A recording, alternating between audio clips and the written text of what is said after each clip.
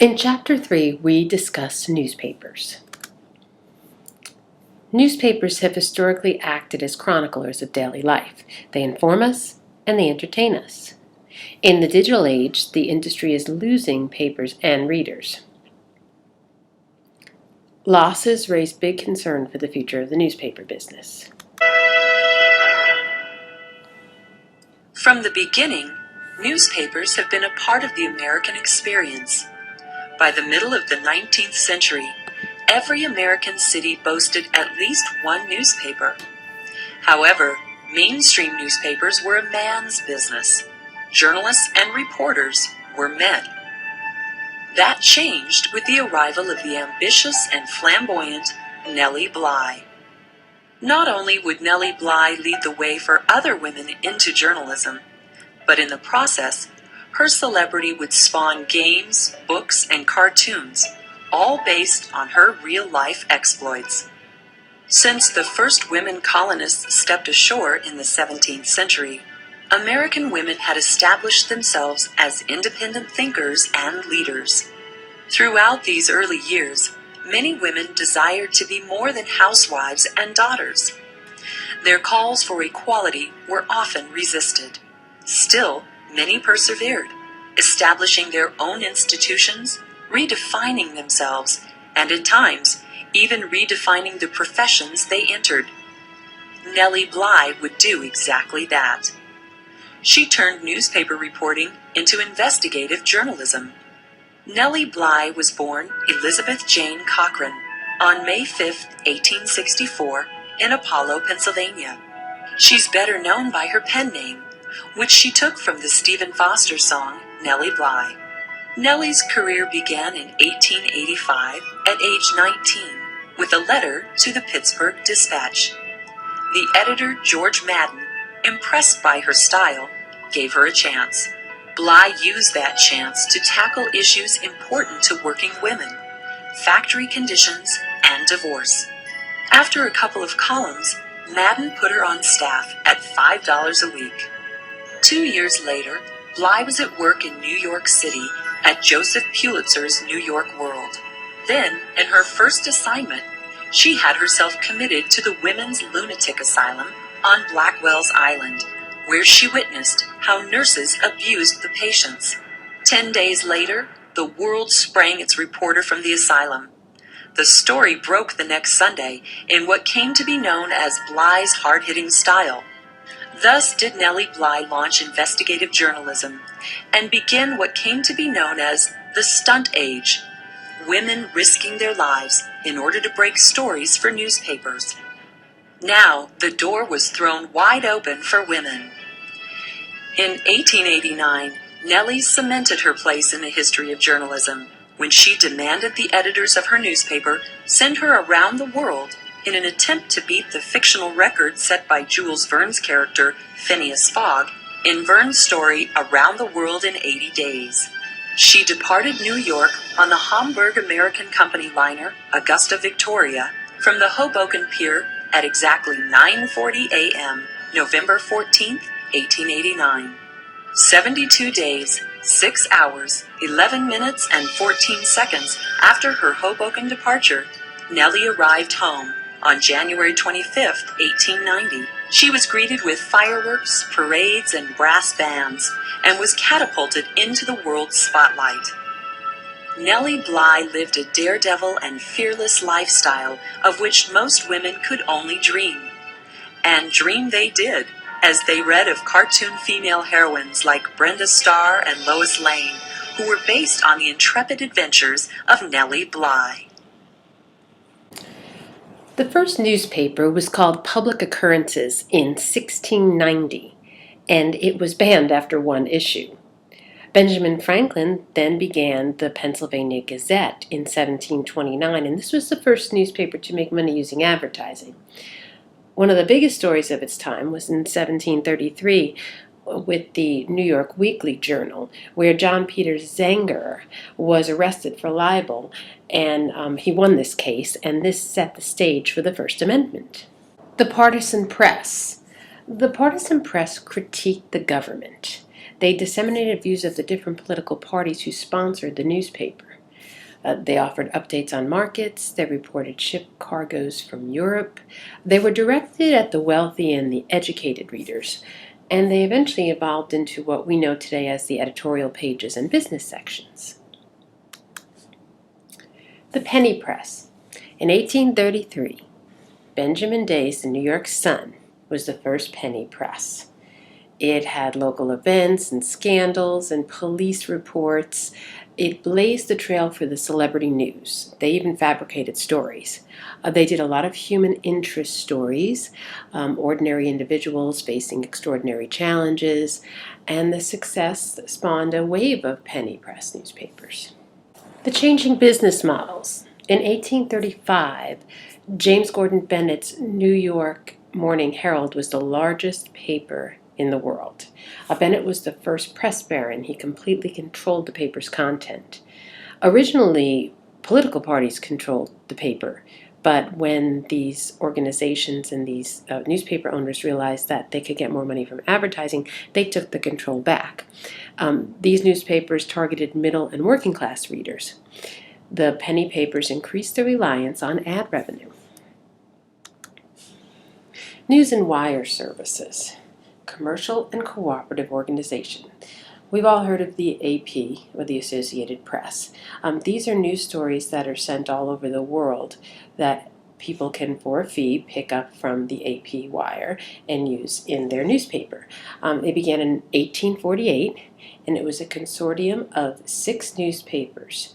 They wanted to have fresh news every day, which was a commodity, and they could send it all over the country. Later they used radio waves and digital transmissions. It increased the speed that we had our news distributed, and it set the stage for U.S. modern journalism. It provided people with greater access to more information. Yellow journalism was made famous by Pulitzer and Hearst. This was overly dramatic stories like crimes and scandals, disasters, news about celebrities. It also exposed corruption in business and government. And it developed a lot of the elements of modern journalism, like investigative reporting, advice columns, Dear Abby, feature stories, and the Pulitzer Prize. Yellow journalism is a type of reporting best known for highlighting scandals and sensationalism over genuine news. Hi, I'm Rebecca Brayton, and welcome to WatchMojo.com, and today we'll be taking a look at yellow journalism, then and now. There's no talking about Hearst without discussing the term yellow journalism. Can you just kind of explain to us how this came to be? Well, when we talk about yellow journalism now, we just basically mean all the sins of journalism, that something's not really accurate and sensationalistic. In Hearst's time, it was a very specific thing. It was a slur on mass market popular newspapers that was thrown about by the elite publishers and the conservative publishers, and they generally had smaller newspapers, and they were appalled that somebody who had Hearst politics, which were friend of the people politics, and somebody who liked to talk to his readers at their own level and be interested in the things they were interested in, whereas the elite newspapers believed it was the job of a newspaper to pick the people out of the gutter and make them all,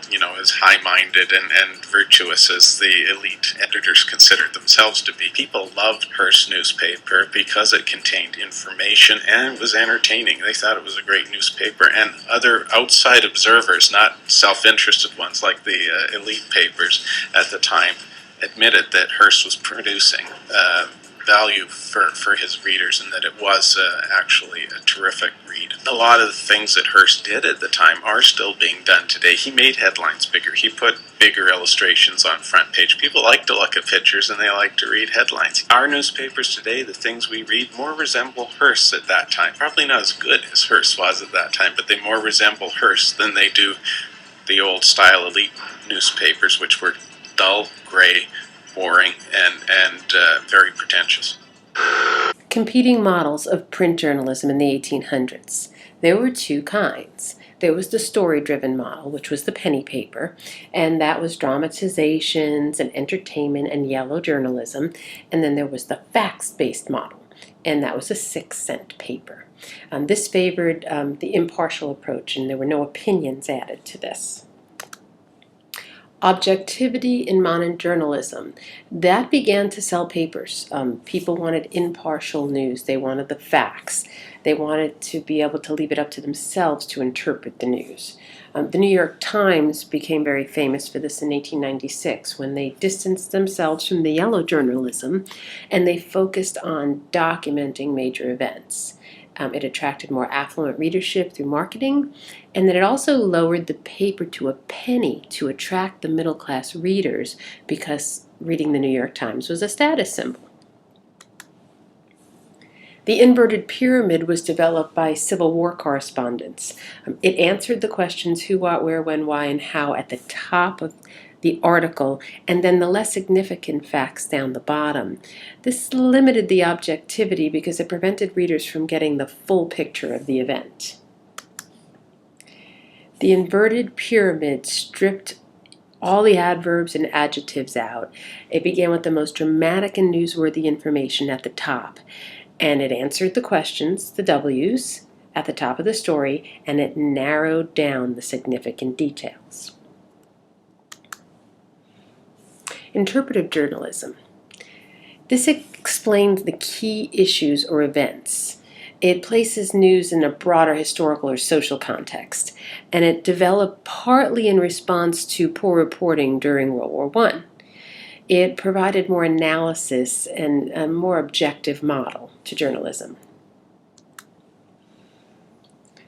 Littman and interpretive journalism. The theory is that the press should remain objective, but they should also supply facts, give analysis, and suggest a plan on the basis of both the facts and the analysis. The timeline when this became really popular was the 1920s. There was a debate over the role of newspapers and radios in the 30s, and then the newspaper began separating news and opinion pages so that readers could distinguish between both. And then there was the op-ed pages, which we still have today. They became more popular in the 50s in response to the advent of television. Literary journalism. Fictional storytelling techniques applied to non-fictional material. This was used, began in the 1930s and 40s, and it got very popular in the 1960s. Rolling Stone magazine was famous for literary journalism. They were longer stories. They talked about social issues, trends that were going on. A lot of famous writers came out of the literary journalism movement. USA Today, the first color newspaper. I remember when it came out in 1982. I was in college, undergrad at the time. It was trying to mimic the broadcast style of television news. The writers used the present tense for intimacy, and it was very unlike any traditional paper you had read. It still is. Online technology changes everything. Online journalism reshapes the news process. Readers find their news through Google. They get updates immediately. You don't have to wait for the next paper to come out. They're in real time. The stories can stay in the public eye longer, and small stories that maybe wouldn't have gotten seen if they were on the 5th page of the newspaper can not only stay in the public eye longer, but they can get more emphasis online. Categorizing news in the U.S. newspaper. Okay, there's the small local paper. We've all seen them. We have the Northeast Georgian here in our area. It focuses on the consensus of the people. It promotes social, economic harmony for the community. It's usually published weekly. I think ours is published bi-weekly. I'm still new in town, so I'm not quite sure. And it's definitely consensus-oriented journalism. And there's regional and national newspapers. They use conflict-oriented journalism. The front page defines events, issues, and experience deviated from the social norms. Here's different newspapers for ethnic and minorities. There's the Freedom Journal for African Americans from 1827 to 1829. The Spanish language newspapers, Asian American newspapers, Native American, Arab American, and then there's other specialty papers for minorities like disabled veterans, gay and lesbian, retired workers. The underground press inspired by socialists and intellectuals in the 1930s and 40s. It hit a new wave with artists in the 1960s who were anti-establishment. Mid to late 60s saw an explosion of the alternative newspapers. They critiqued the government, they challenged mainstream, and the Village Voice became a very popular newspaper.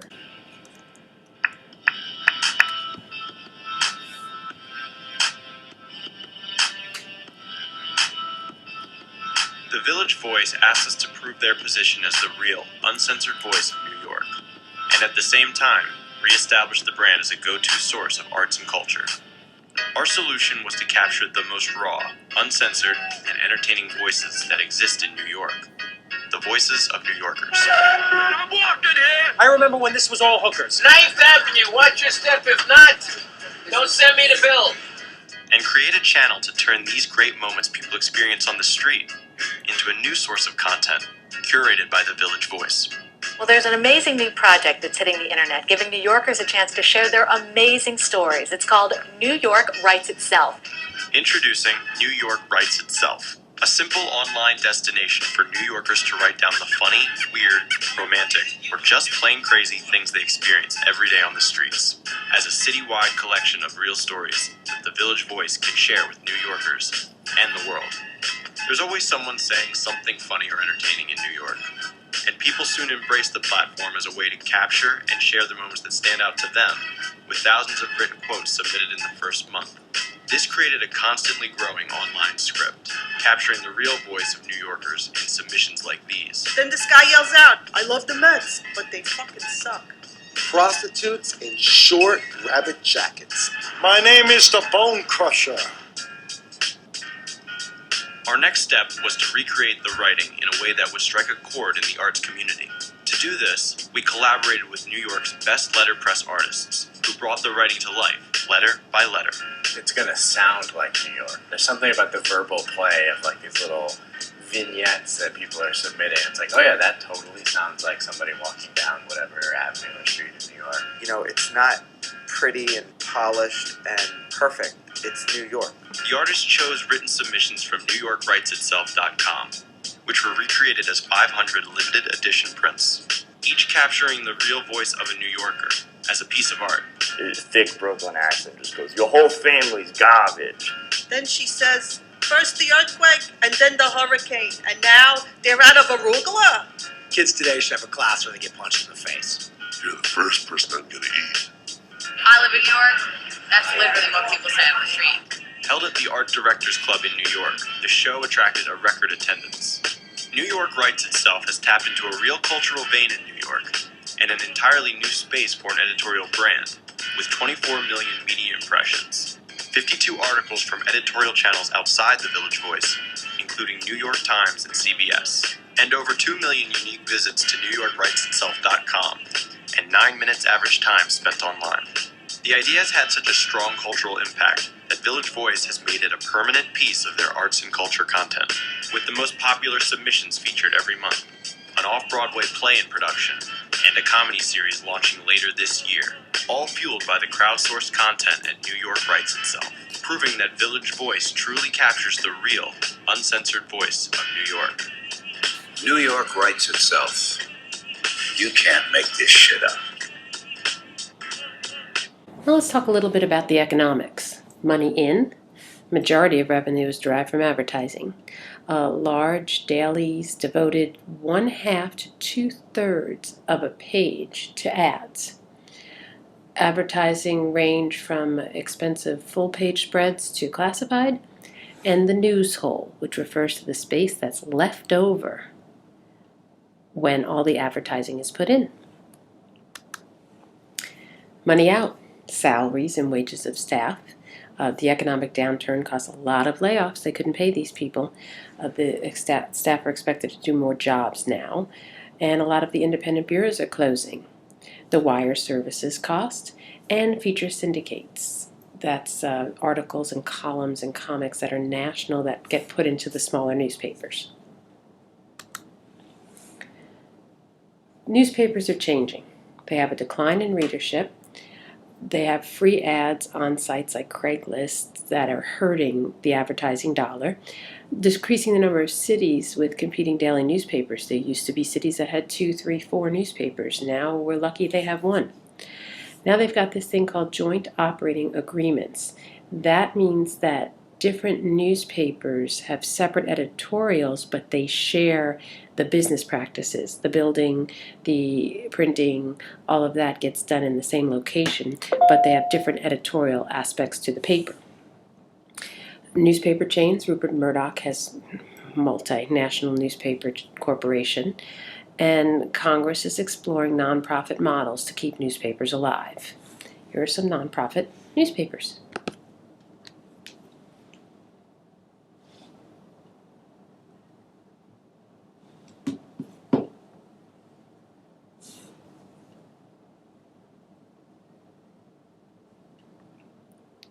So as you can see, there's a growing number of nonprofit newspapers out there. It's an interesting model, and it'll be interesting to keep an eye on it and see where it goes.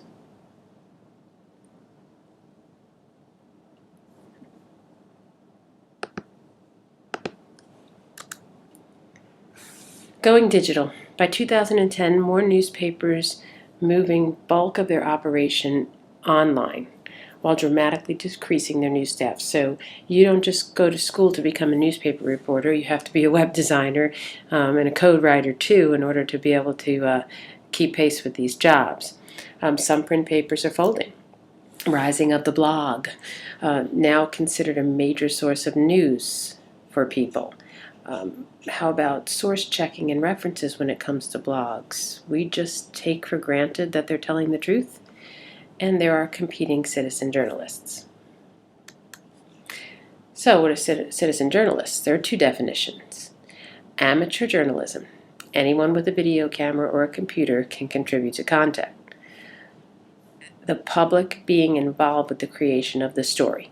There's two different ways to do it. So it's the public's out there and the story is being created about them, or somebody's got a camera on the corner and they've decided to make it news.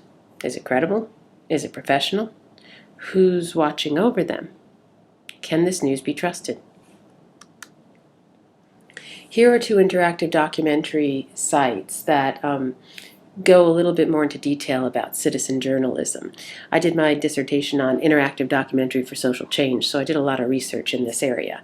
But 12 Days in Egypt was about the Arab Spring, and they gave out cell phones, smartphones, to a whole bunch of people over there in Egypt, and they asked them to document what was going on.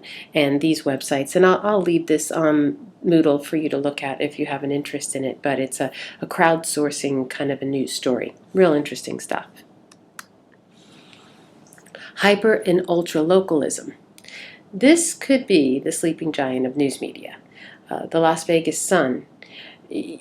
You can type in your zip code in the Las Vegas Sun, and it will send you to your specific area in Nevada for your local news. So they have larger reporting staffs making less money, and more local advertising can be niche advertising. This can be owned by both large and small organizations. Local newspapers still need national media to survive, but they can get that through the wire services. This patch.com here, I'll also leave it on the Moodle site. This is where you can go and look up your zip code and find your local news. So your project is on Moodle. It's also a critique, as you did before, and it critiques an online versus a print version of a newspaper. If you have any questions, let me know. Thank you.